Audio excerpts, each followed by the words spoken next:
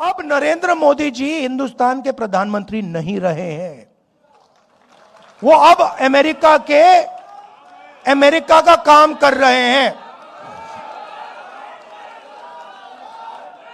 और जब मैं ये बात पार्लियामेंट में कहने जा रहा था, नरेंद्र मोदी भाग के निकल गए। हिंदुस्तान को यूएस डील से कुछ नहीं मिला, जीरो। अमेरिका को सब कुछ दे दिया। क्यों? क्योंकि नरेंद्र मोदी एप्स्टीन के कारण, अदानी के कारण, अपने फाइनेंशियल स्ट्रक्चर के कारण कॉम्प्रोमाइज्ड हो गए हैं। नरेंद्र सरेंडर हो गया है। कल मैं पार्लियामेंट में मैंने मतलब एप्स्टीन शब्द बोला और स्पीकर साहब ने कहा नहीं नहीं नहीं नहीं नहीं नहीं नहीं नहीं नहीं, मैंने कहा कि देखिए मामला एनर्जी सिक्योरिटी का है। मामला एनर्जी सिक्योरिटी का है। मामला यह है कि गैस सिलेंडर नहीं मिल रहा, हमारी एनर्जी सिक्योरिटी कॉम्प्रोमाइज कर दी गई है। आज अमेरिका कहेगा कि अगर हम रूस से गैस तेल खरीद सकते हैं, अमेरिका कहेगा अगर हम ईरान से, इराक से, किसी और से खरीद सकते हैं, मतलब एनर्जी सिक्योरिटी कॉम्प्रोमाइज हो गई। उसके बाद मैंने बोला क्यों हुई,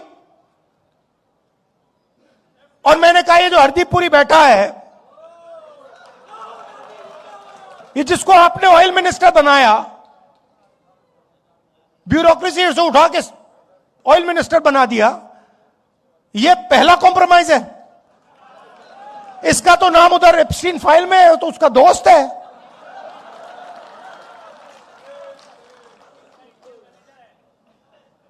इसकी बेटी के कंपनी में जॉर्ज सोरोस का पैसा गया है। तो जैसे ही मैंने कॉम्प्रोमाइज शब्द का प्रयोग किया, स्पीकर कहते नहीं भैया, नहीं कॉम्प्रोमाइज शब्द नहीं बोल सकते।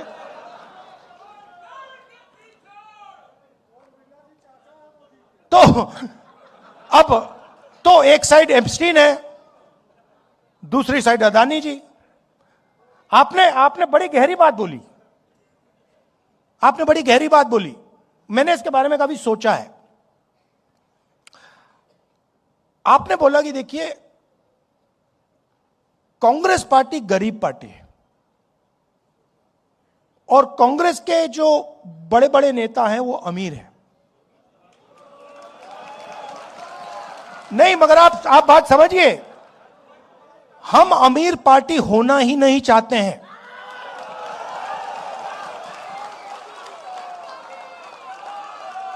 ये कांग्रेस पार्टी का डिजाइन गांधी जी के टाइम से यही है भैया। ये जिस दिन अमीर पार्टी बन जाएगी उस दिन वो बीजेपी बन जाएगी। हमें गरीब पार्टी चाहिए। मैं इस बात को मैं इलेक्शन में समझा।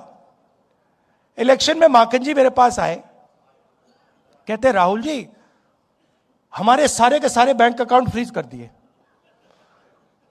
मैंने सोचा भाई अब तो फंस गए, चुनाव आ रहा है, सारे के सारे बैंक अकाउंट फ्रीज हो गए, अब क्या करेंगे। कांग्रेस पार्टी पे कोई रुकावट नहीं आई, वो चलती गई, कोई फर्क नहीं पड़ा। देखिए ये है विचारधारा की पार्टी,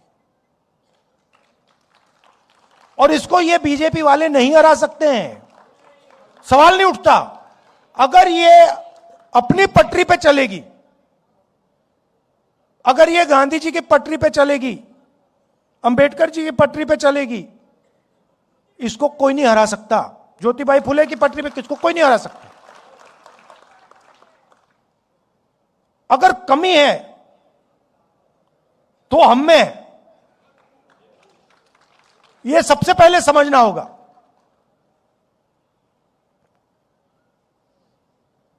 और अब हमने मन बना लिया है, कांग्रेस पार्टी ने मन बना लिया है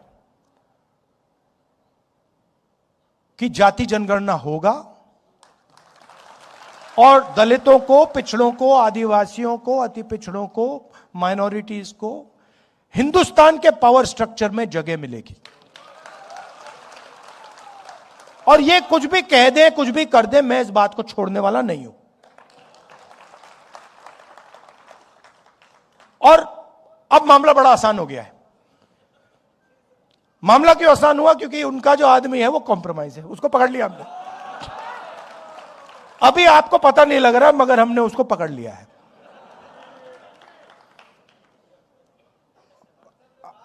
नहीं, वो पकड़ लिया है। मैं आपको बता रहा हूं, मैं आपको इस स्टेज से कह रहा हूं, साइकोलॉजिकली नरेंद्र मोदी खत्म है।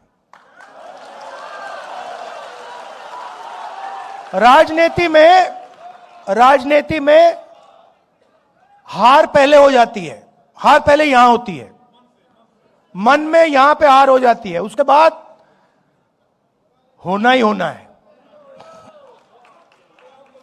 और आप ये सोच समझिए कि कांग्रेस पार्टी के जो कार्यकर्ता हैं और जो हमारे दलित भाई हैं, आदिवासी भाई हैं, पिछड़े वर्ग के भाई हैं, जिन्होंने प्रेशर बनाया,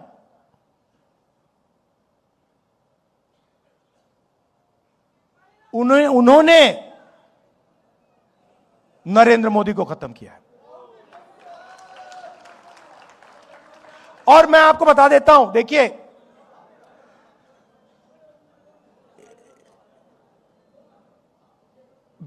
जो आपने बोला ना, कांग्रेस पार्टी का जो धन है, कांग्रेस पार्टी गरीब पार्टी, बीजेपी अमीर पार्टी बन गई।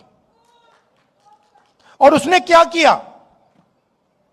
बीजेपी ने, नरेंद्र मोदी ने अपना पूरा का पूरा धन अदानी को नहीं दिया। नहीं, ये वो है मोदी का, वो है बीजेपी का, अदानी का नहीं।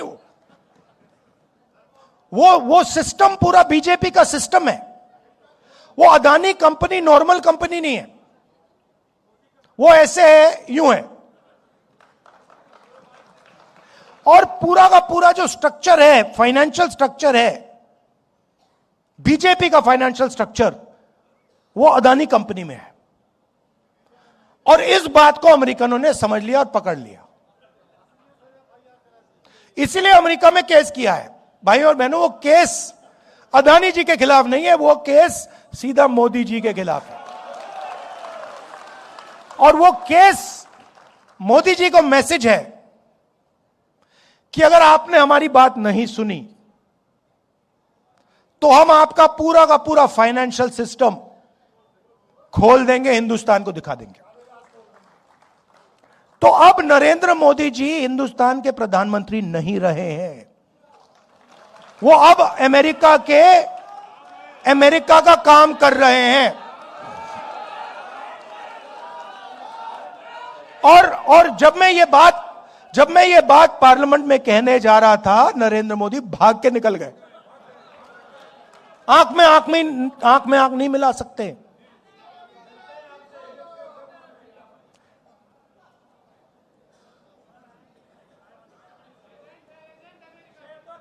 नहीं, अब देखिए, अब आप कहोगे, देखो ये आप कैसे कह रहे हो? मैं बताता हूं आपको, हर चीज का मैं आपको सबूत दूंगा। हिंदुस्तान का कोई भी प्राइम मिनिस्टर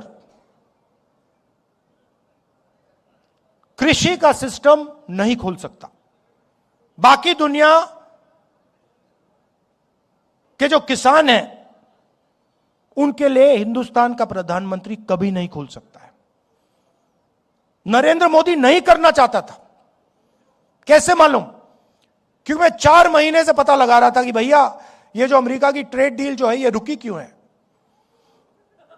अनऑफिशियली पूछ रहा था मैं, और हर बार जवाब आ रहा था, कृषि के मामले पे हम कॉम्प्रोमाइज नहीं करेंगे। मेरा भाषण हुआ,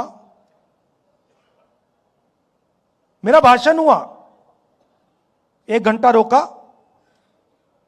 फिर शुरू हुआ, फिर रोका, फिर शुरू हुआ, फिर रोका, फिर शुरू हुआ। उसके बाद में तकरीबन 6 बजे शाम को, जैसे ही प्रधानमंत्री पार्लियामेंट से भाग के गए, उसके एकदम बाद प्रधानमंत्री ने ट्रंप को फोन किया।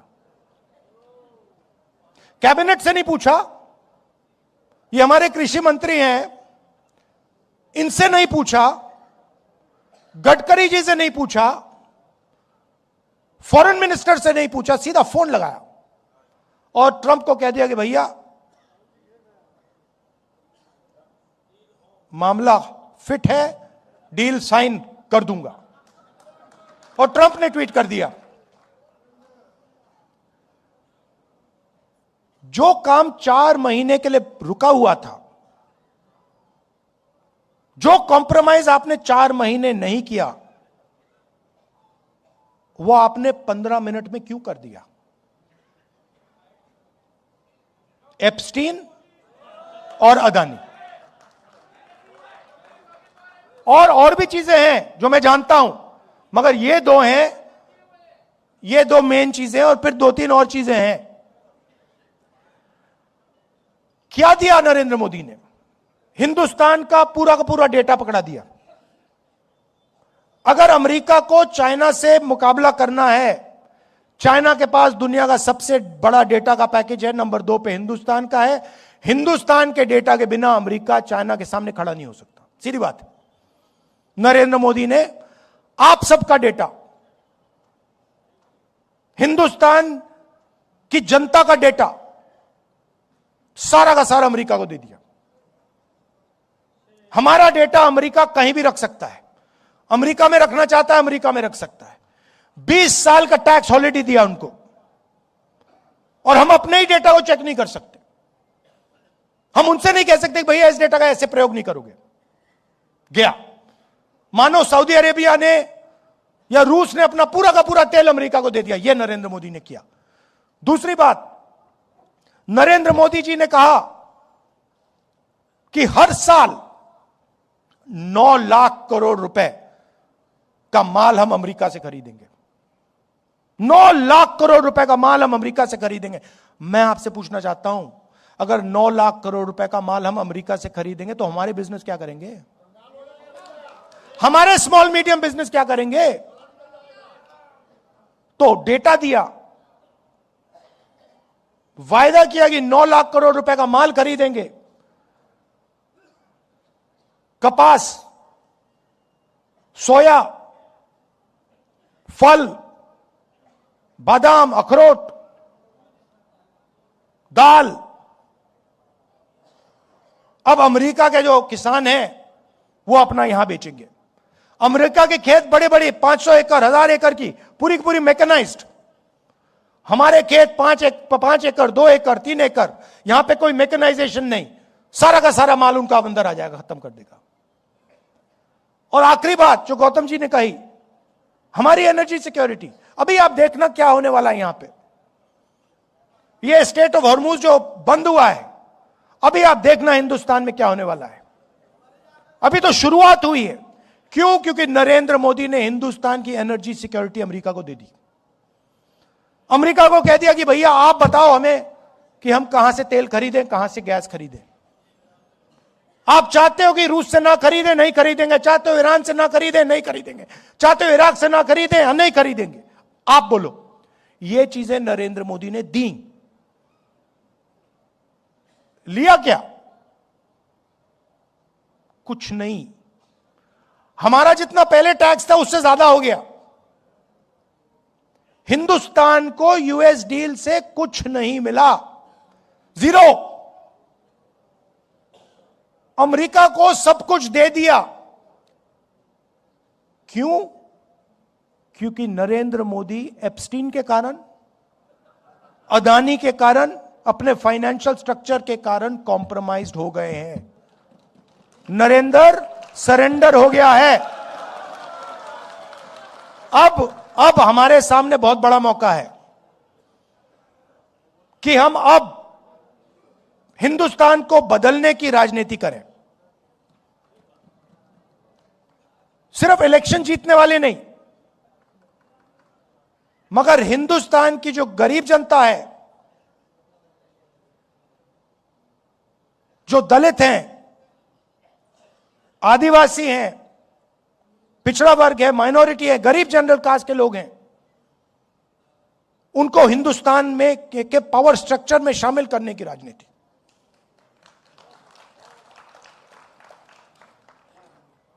और उसके लिए आपको आपके दिल में कुछ होना पड़ेगा, नारों से नहीं होने वाला। अगर कांग्रेस पार्टी के पास उत्तर प्रदेश में 100 ऐसे लोग मिल गए, मुझे 101 नहीं चाहिए, अगर 100 लोग मिल गए जो कहते भैया हम मर जाएंगे मैं पीछे नहीं हटेंगे, हमारा काम हो जाएगा, खत्म हो जाएगा। मतलब यहां पे तो कितने लोग हैं, यहां पे 1000 लोग हैं, मैं तो छोड़ो 1000 छोड़ो, मुझे बस ये 100 चाहिए जो कहे कि भैया हम मर जाएंगे मगर ये जो हमारा लक्ष्य है इसको हम नहीं छोड़ने वाले, काम हो जाएगा हमारा। आप सब आए, आपने इतनी एनर्जी दी, इतना प्यार दिया, इसके लिए दिल से आपका धन्यवाद करता हूं। और मैं आपको सिर्फ कहना चाहता हूं कि मेरे लिए अंबेडकर जी का संविधान, गांधी जी का संविधान, यह सबसे जरूरी चीज है और इसकी हम मरते दम तक इसकी हम रक्षा करेंगे।